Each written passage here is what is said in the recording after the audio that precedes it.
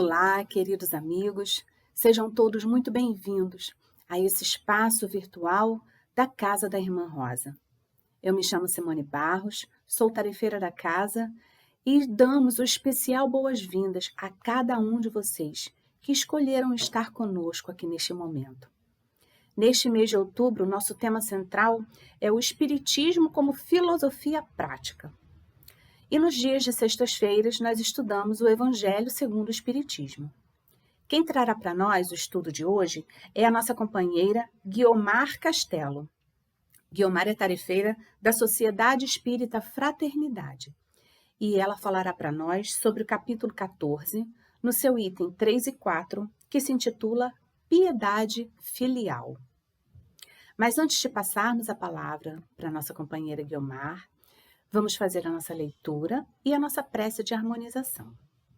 A leitura de hoje está no livro Agenda de Luz, ditado por espíritos diversos, psicografia do nosso querido Francisco Cândido Xavier.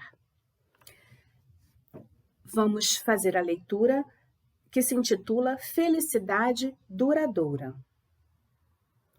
Ela é trazida pelo Espírito Emmanuel e ele nos diz: a felicidade duradoura e justa nasce para nós da felicidade que ascendermos no caminho dos outros. E por isso, compreendendo com o Evangelho que mais vale dar que receber, procuremos distribuir os bens que o Senhor nos empresta, a bem de todos, na certeza de que somente assim conquistaremos em nosso favor a felicidade do sumo bem. Vamos orar, meus irmãos. Senhor Deus, querido Mestre Jesus, nossos guias espirituais, os companheiros, amigos incansáveis, que sempre estão conosco neste trabalho, que possam nos inspirar e proteger, abrir os nossos olhos e mentes para as palavras que serão trazidas aqui pela nossa companheira Guiomar. Que possam também instaurar o clima necessário para que cada coração congregado aqui conosco receba as bênçãos e as palavras benditas que serão trazidas nesse estudo.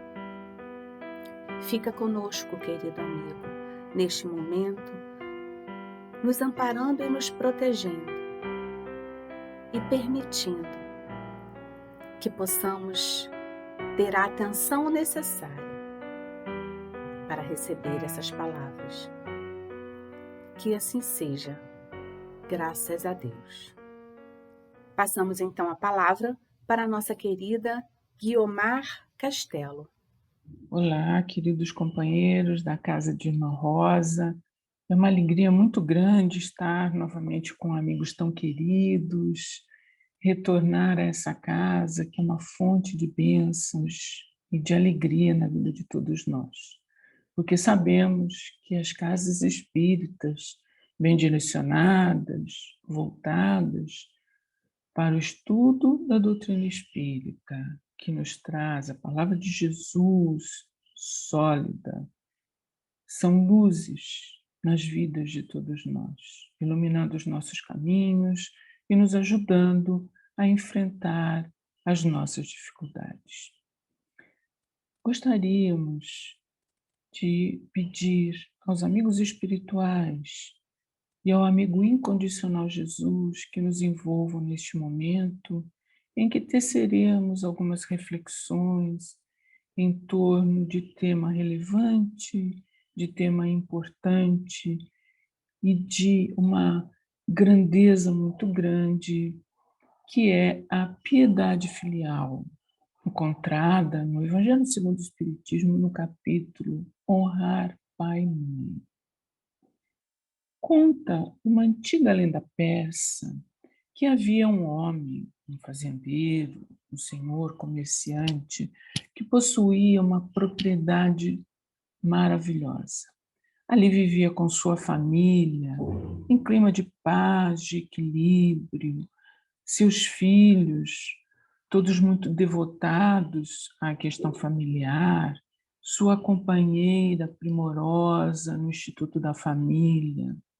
Era um comerciante que não visava o lucro abusivo, conduzia seus negócios com equilíbrio, com organização, era religioso, tinha dentro de si aquela religiosidade voltada para o Pai e era também muito caridoso.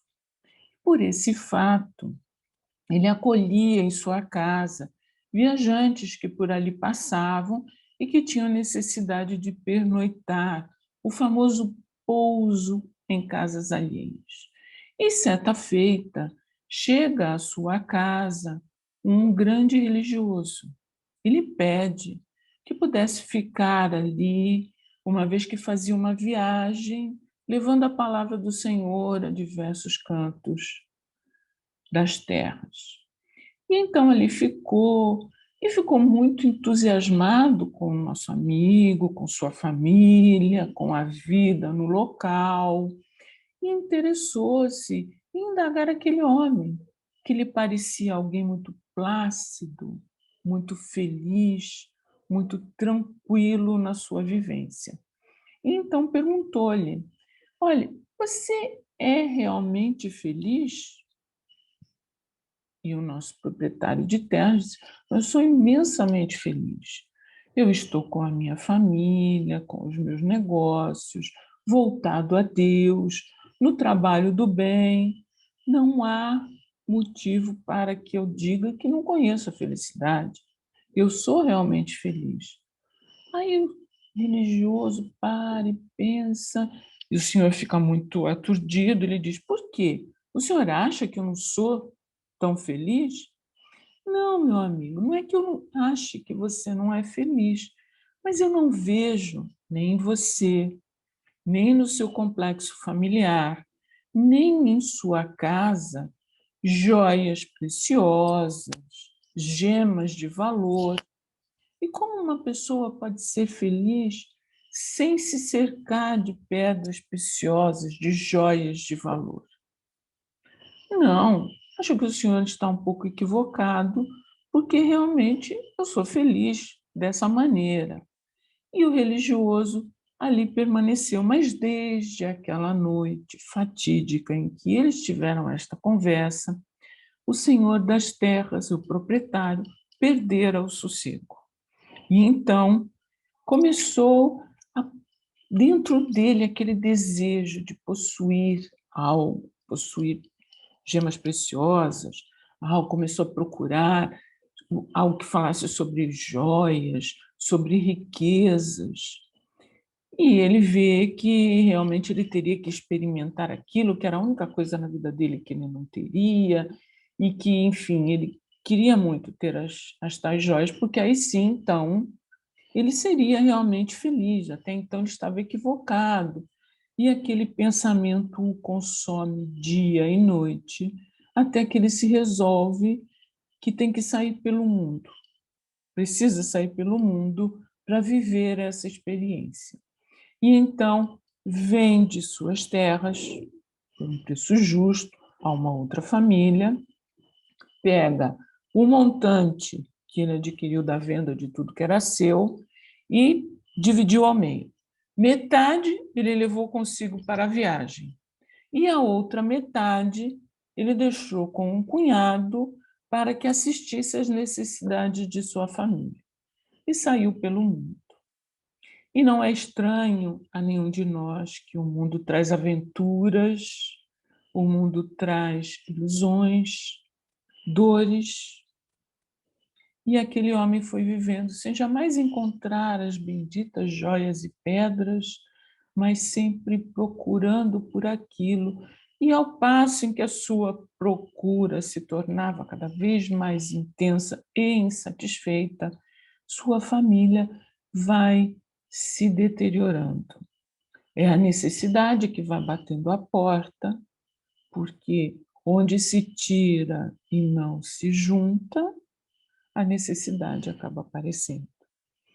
E os filhos foram saindo, cada um para a sua vida, sua mulher acabou ficando só, aquilo lhe gera uma dor acerba, ela começa a ter problemas de saúde, e o tempo passa, e aquele homem, miseravelmente solto pelo mundo, não encontra nada daquilo que fora procurar e começa também a perecer pelos problemas de saúde.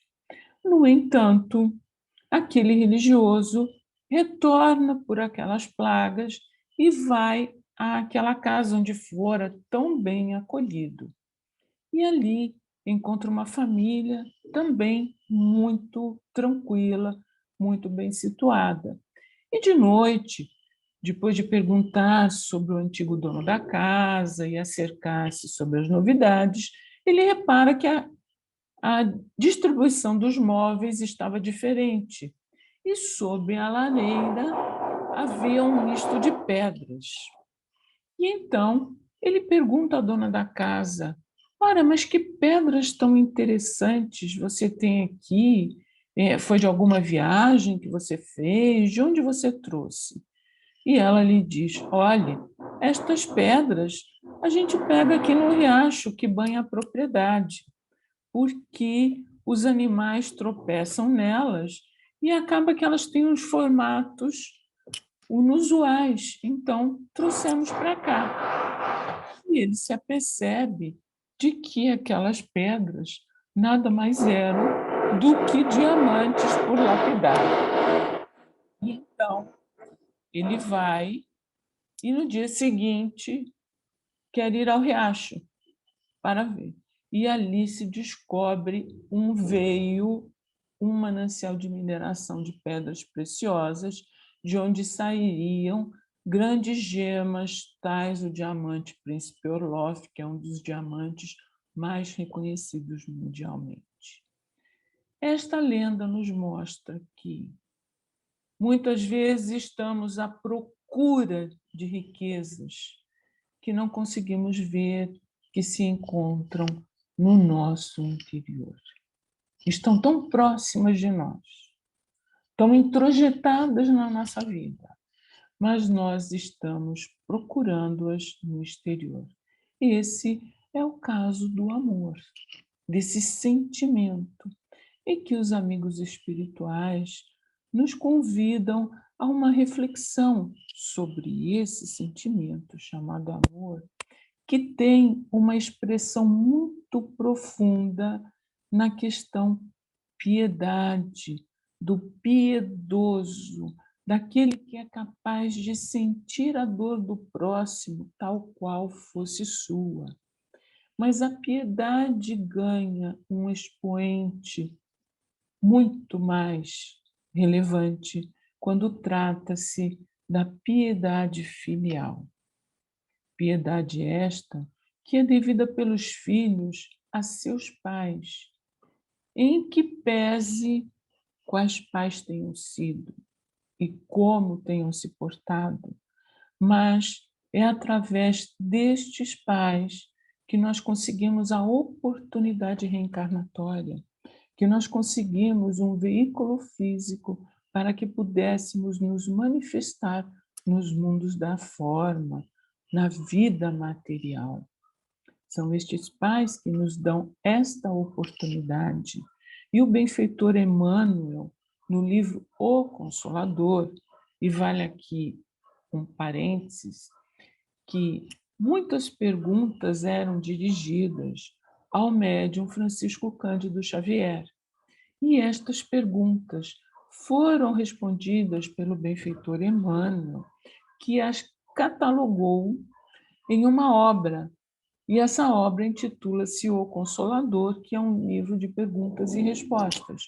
E na sua questão de número 175, o benfeitor Emmanuel nos esclarece que o colégio familiar é estruturado no mundo espiritual.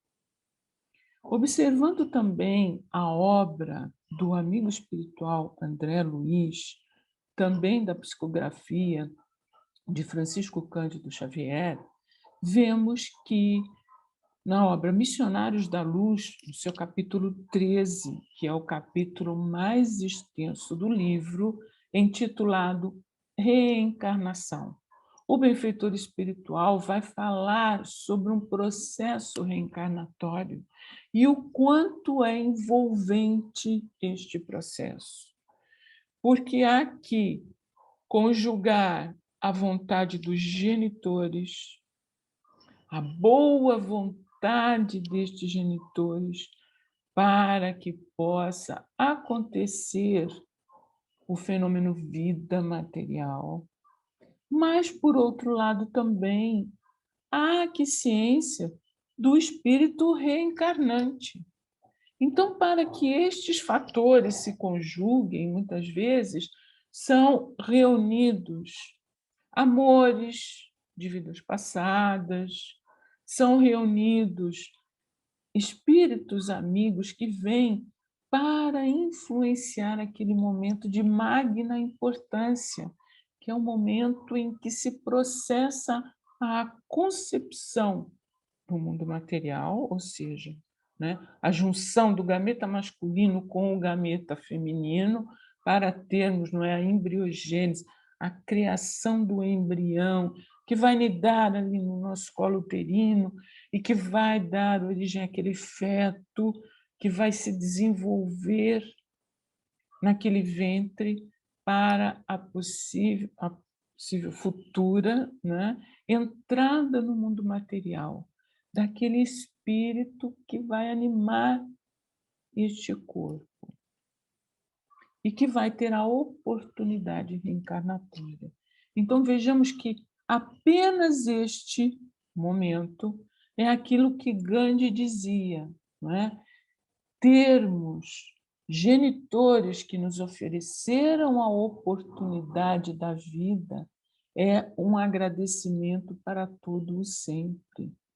Também o apóstolo Paulo, o escolhido de Damasco, quando de visita a Listra, ali conheceu um jovem chamado Timóteo, que o impressionou muito, porque muito interessado naquele, nos ditos de Jesus, na vivência de Paulo, enfim, ele era um amante daquela palavra. E Paulo se comove de ver aquele jovem tão profundo no pensar, tão maduro, no espírito tão maduro. Então escreverá cartas. E numa destas cartas, ele vai dizer o quê? Que aquele que não cuida dos seus e da sua família não merece a felicidade, né? Aquele que não cuida dos seus. Então vemos aí a piedade filial, aquele interesse dos filhos no bem-estar de seus pais, o carinho, o aconchego que deve ultrapassar a questão gratidão. Quando analisamos a obra da benfeitora Joana de Ângeles, na psicografia de Divaldo Pereira Franco, quando ela nos fala, aliás, sobre a gratidão, ela deixa muito claro que gratidão ultrapassa a questão retribuição. Então, quando falamos em os filhos retribuírem aos pais a atenção de que foram alvo quando eram indefesos, incapazes de cuidar de si próprios, não é?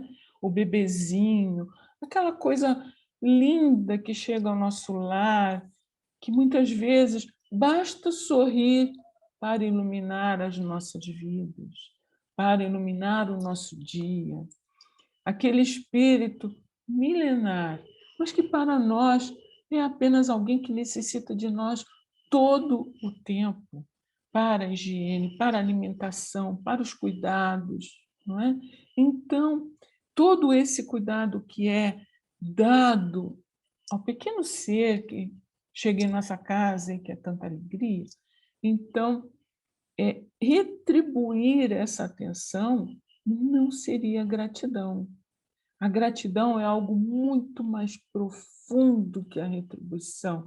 É aquele reconhecimento, é aquele sentimento de ver que, nossa, eu estou podendo fazer algo por alguém que me é tão querido, mesmo que tenhamos a certeza de que nossos pais poderiam ter feito de outra forma, poderiam ter agido de outra maneira, e nunca passa pela nossa cabeça que eles fizeram o melhor que puderam com o instrumento que tinham, não é?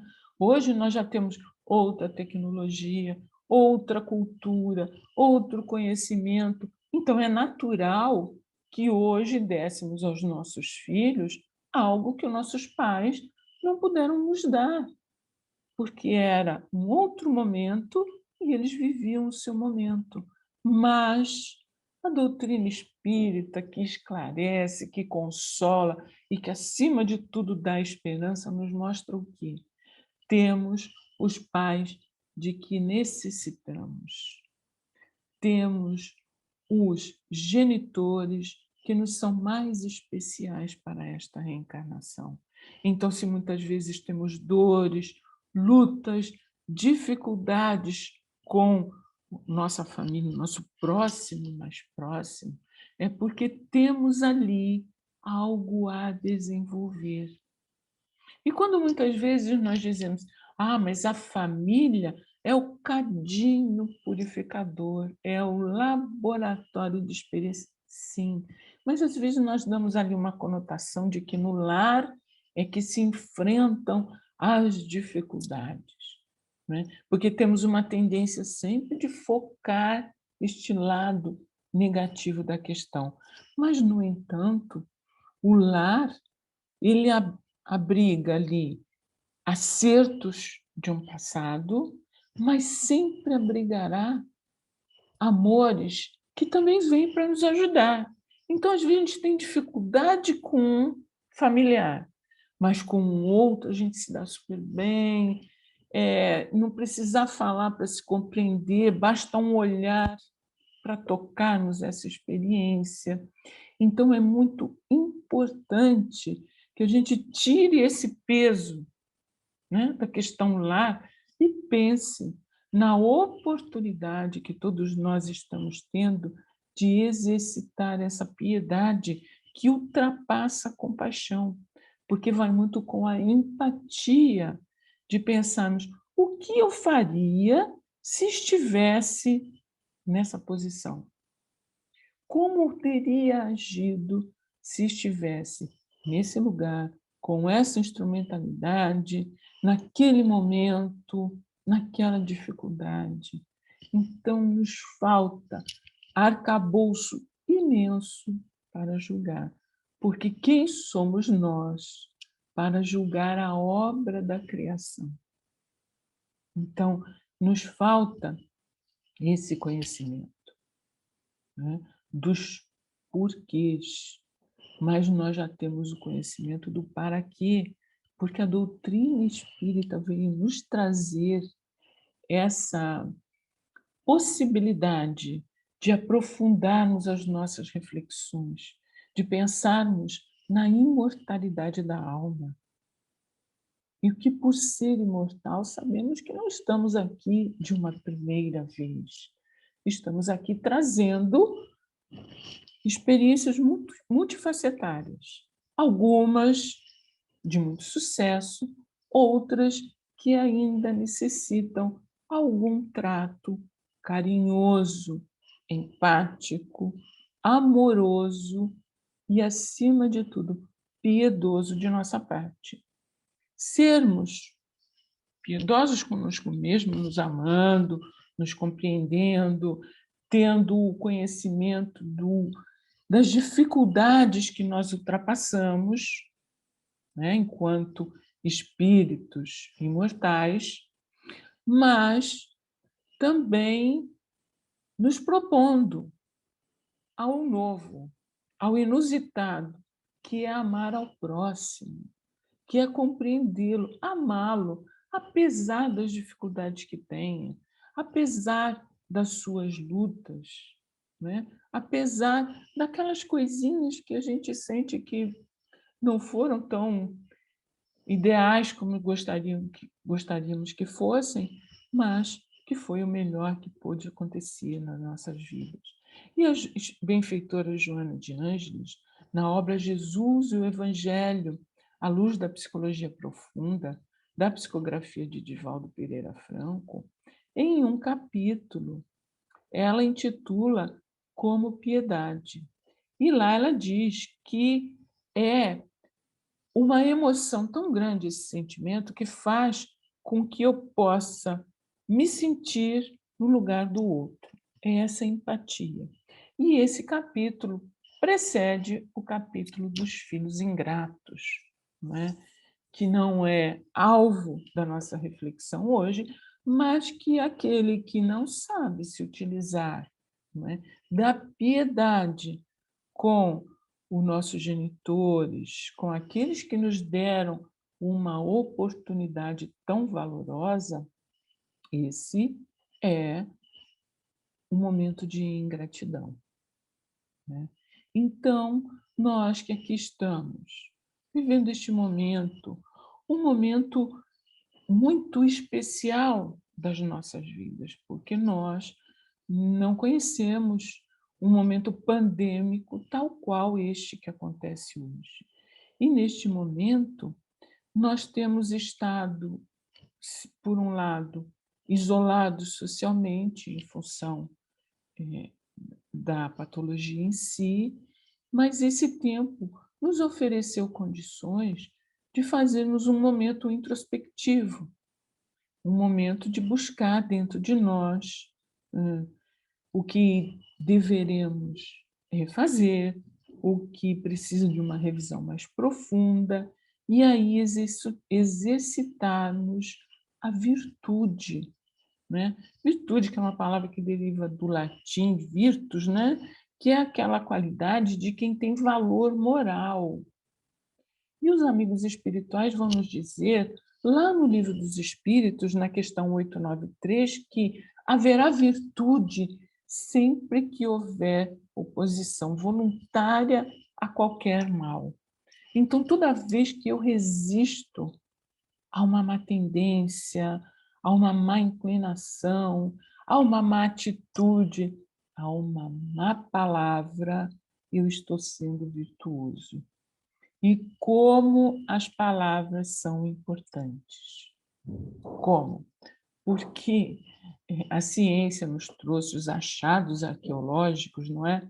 Nos trouxeram a possibilidade de vermos que a linguagem oral, o uso da palavra, surgiu lá no Paleolítico, né? Mais ou menos 8.000 anos antes de Cristo. Muito antigo o uso da palavra. E nós começamos a usar essa palavra lá entre as tribos, os clãs. Só que àquele tempo nós também já tínhamos as nossas inclinaçõezinhas. E quando queríamos, por exemplo, que um vizinho que estava coletando a água, que era o bem mais precioso, e ainda é, que não passasse só nas terras dele, mas viesse irrigar as nossas terras, e a gente queria fazer um movimento tribal disso, a gente usava o quê? A palavra. Denegria a imagem do outro para nos favorecer. Olha lá, foi no Paleolítico que surgiu a fofoca. É claro que eu estou falando isto apenas como uma ilustração, porque na casa de Irmã Rosa, que somos todos estudiosos da doutrina e da palavra de Jesus, a fofoca não existe, não é? Mas a esse tempo surgiu. E aí a gente vê o poder da palavra. Na literatura, a gente podia puxar essa sardinha lá para os contos de fadas, onde tem a bruxa que no seu caldeirão, o que ela faz? Ela joga as palavras, porque ela conhece o poder da palavra. Então, o encanto está na palavra que ela está jogando lá no caldeirão para fazer aquele seu caldo temeroso. Mas será, então, a nossa função derrubar a bruxa, desfazer o feitiço. E como nós desfazemos esse feitiço? Com a boa palavra, com a boa atitude. No nosso caso, com a oração, que é esse manancial, né? Esse remédio salutar. Lá no livro Memórias de um Suicida, da psicografia de Ivone do Amaral Pereira, do Camilo Castelo Branco, não é? O que ele vai dizer, não é? Em uma daquelas atividades desenvolvidas no livro, que a oração era o refrigério, o remédio salutar. Então, a gente vê o poder que tem a oração de inundar aquele que sofre de energias, de bom ânimo, de coragem. Então, temos a oração, temos a leitura edificante, temos o culto do Evangelho no lar, temos a fluidoterapia. No momento, a casa espírita, que é essa fonte de bênçãos, não é? Esse laboratório medicamentoso, não está aberta, mas nós temos a internet para nos conectarmos aos trabalhos desenvolvidos no bem. E sabemos que aos amigos espirituais não há barreiras intransponíveis. Então, a fluidoterapia vem fluidificar a nossa água para nos equilibrar, para nos trazer essa energia reequilibrante. O como são importantes estes momentos. Então, a gente convida os amigos a essa reflexão, e, em especial, lembrar que este ano temos um grande aniversariante, um aniversariante que completa 160 anos, que é o Livro dos Médiuns, ou o Guia dos Evocadores, que é um convite ao estudo, porque logo no seu primeiro capítulo, Kardec inicia o capítulo, o título do capítulo é uma pergunta, uma indagação. Há espíritos? E Kardec, então, ela dizia, essa dúvida assiste àqueles que ainda padecem da ignorância, que ainda não aprofundaram o seu interesse a ponto de desenvolverem um estudo que os esclareça e os torne mais ilustrados. E lá, na introdução do Livro dos Espíritos, no item 8, Kardec dirá, então, para conhecer-se de uma nova ciência, uma nova doutrina, para conhecer-se daquilo que se fala, é necessário um estudo metódico, assíduo, um estudo aprofundado. E esse estudo nós temos na Casa Espírita, com as reflexões dos companheiros, com o colorido pessoal de cada companheiro, com a oportunidade de juntos podermos desenvolver os nossos estudos. E assim, companheiros, nós pensamos no quanto é importante essa questão da luz, né? E a gente lembra duas moças de origem hebraica que, vivendo na sua comunidade, não é, israelense, elas começaram a perceber determinadas coincidências e escreveram um livro com aquelas coincidências intitulado Pequenos Milagres, Coincidências do Dia a Dia.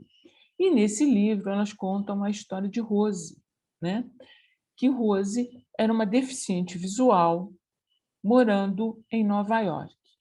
E nós sabemos que nestes países do norte as estações do ano são muito definidas, né? A primavera é primavera, o verão é verão e o inverno é, como diria Napoleão, o general inverno. Então neva muito e é muito rigoroso o seu inverno. Então, Rose, como deficiente visual e tudo mais, ela passara o inverno dentro de casa, recolhida, né, fazendo o seu trabalho, sua vidinha. Mas estava um dia de primavera, um dia ensolarado, um dia muito bonito. E ela resolveu sair, porque a natureza estava explodindo, os pássaros cantavam, as flores eram de um odor que preenchia o ar, e ela precisava sair. Quando ela sai no portão, sua vizinha para o carro. Rose, vai sair? Ela estava abrindo sua bengalinha de 3 seções. Vou. Olha, vem comigo, eu estou levando as crianças para a escola, eu tenho um lugar aqui no carro. Não, não, me deixe ir andando. Quero andar, quero aproveitar esse dia. Ah, Rose, vá. Mas olha, tome cuidado, porque você sabe que aquela avenida ela é muito larga e o sinal às vezes é muito rápido e não dá tempo de cruzar e os carros têm muita velocidade. Cuide-se. Ah, pode deixar. E lá vai Rose. Antes de chegar à esquina, para o vizinho. Rose, vai sair? Olha, eu estou sozinho. Não quer ir comigo? Eu te dou uma carona. Não, obrigada. Eu vou caminhar no dia. Explicou tudo. E, por incrível que pareça, ele lhe deu a mesma recomendação. Cuidado com a avenida. E Rose, então, vai. Vai, mas quando chega no sinal da tal avenida, ela fica com medo de atravessar. Ah, eu estou há tanto tempo parada, as minhas pernas estão fracas. Acho que eu vou esperar até que venha alguém e me ajude a atravessar. E ali ficou. Mas o sol quente a inebriou com aquele perfume e ela começou a cantarolar uma canção. E, de repente, ela escuta a seu lado uma voz. Nossa, mas que voz maviosa! Só pode ser uma moça encantadora, amável e afável que canta uma canção tão suave. E Rose inchou, né? Nossa, quem teria uma voz tão máscula, tão agradável? E então ela fala: será que poderíamos atravessar a avenida juntos? Claro, ele dá o braço e ela sente que era um braço forte, másculo. E lá vão eles atravessando a avenida e conversando sutilezas. Mas eles se aperceberam de que o sinal já havia fechado, já havia aberto, porque o tempo tem essa possibilidade, não é? Nós estamos aqui reunidos há segundos e já passou tanto tempo.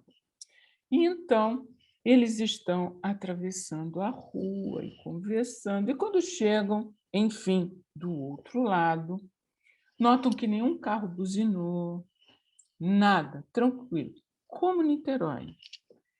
Então, Rose vai agradecer àquele cavalheiro tão gentil. E ela diz: olha, muito obrigada. Ele: não, não, não, não me agradeça.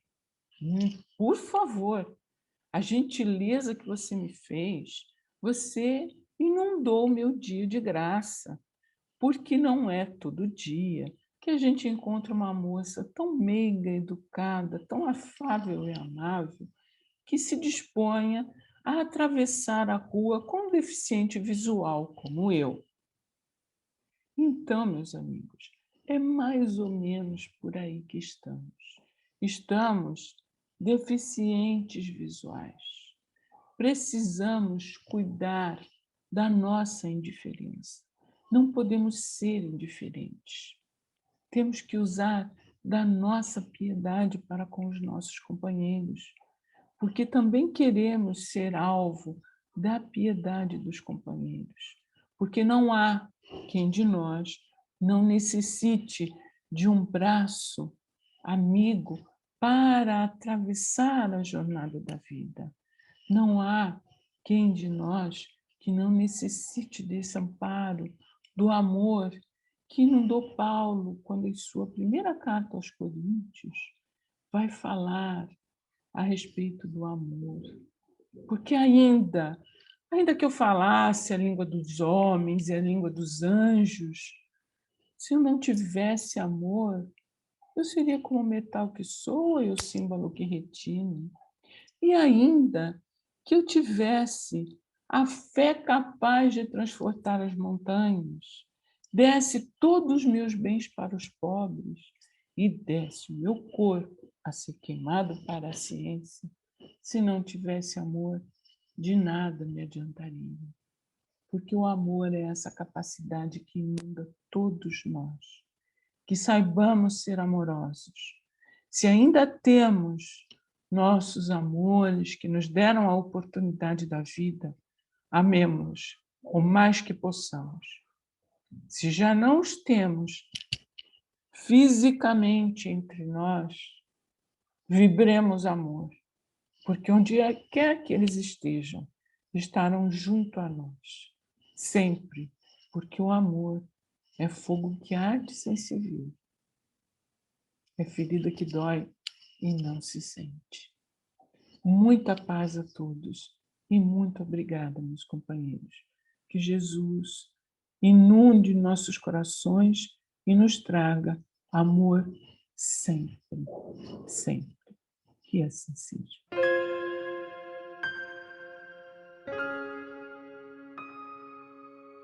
Querido Mestre Jesus, estamos chegando ao final do nosso estudo sobre o Teu Evangelho. Estamos refletindo sobre os Teus ensinamentos e, assim, permanecemos unidos a Ti, nosso Mestre.